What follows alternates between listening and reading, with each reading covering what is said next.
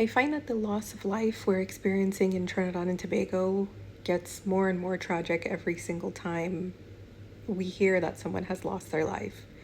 Now, that's not to devalue or undermine anyone else who has been taken from us, and particularly from tragic circumstances or acts of violence, but it has been so incredibly hard to listen to any news, read any articles, etc. over the last number of months. It is just one right after the next, after the next. I think the most profound changes for me came with Andrea Barrett. I think that really started to drive things home. And again, it's not to say that other losses of life were not difficult, but Andrea's passing, it was different. And from there, we've advanced here.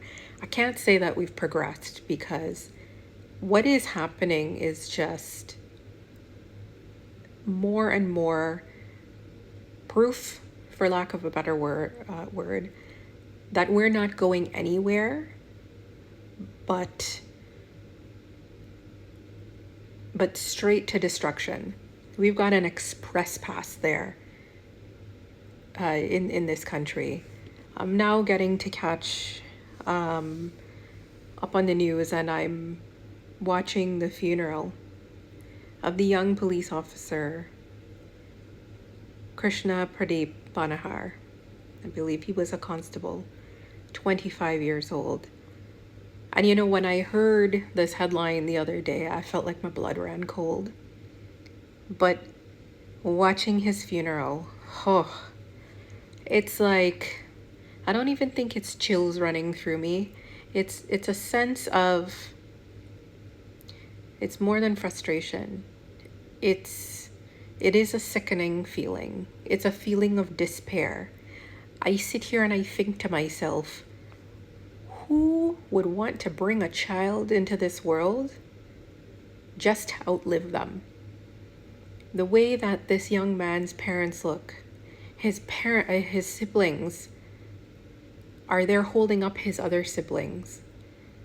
It is such a profound sense of loss. And that brings me to my other point.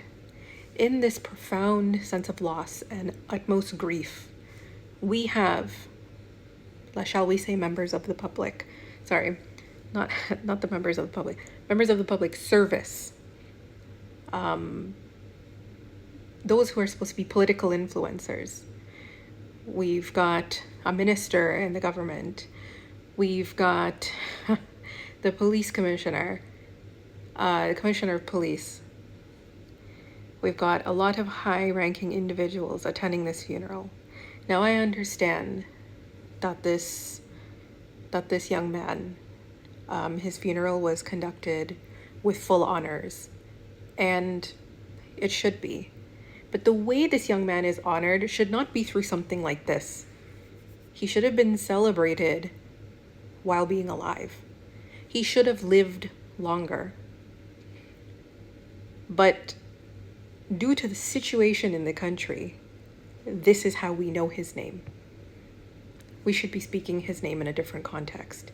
And obviously I'm preaching to the choir here, but this is not how we should be speaking young, aspiring, working professionals in Trinidad and Tobago. And when you are a member of the public service, this is yet another example of knowing your place. Understanding how to read a room. It is evident that many of those who hold a position of authority in Trinidad and Tobago love to hear themselves speak.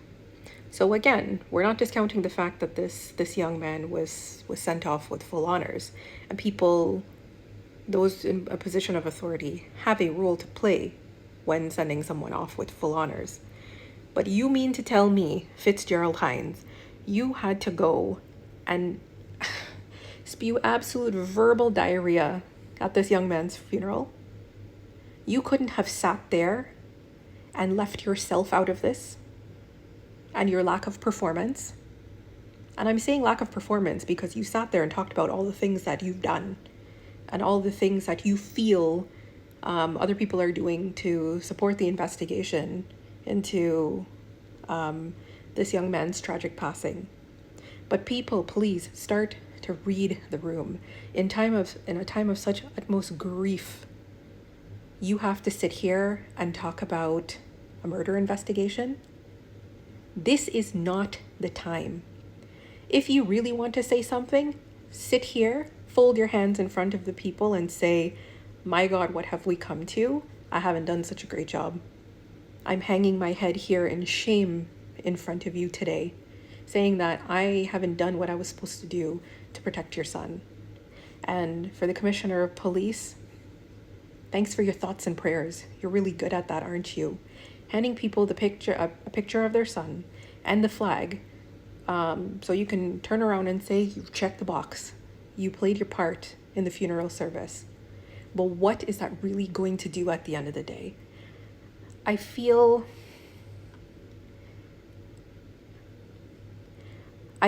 like more than ever, I need to hold on to the belief that Trinidad and Tobago is a real place. And situations like this only serve to demonstrate how real it is. But I'm finding real difficulty in trying to make sense of how these things happen. This is not going to work. And to say that we need to do better, like how many more times are we going to say that? People, wake up and see what's happening here. And if you value having the younger generation outlive us, then take this as another perfect example of how we need to act a different set of measures and force change in our country, because we've literally lost ourselves.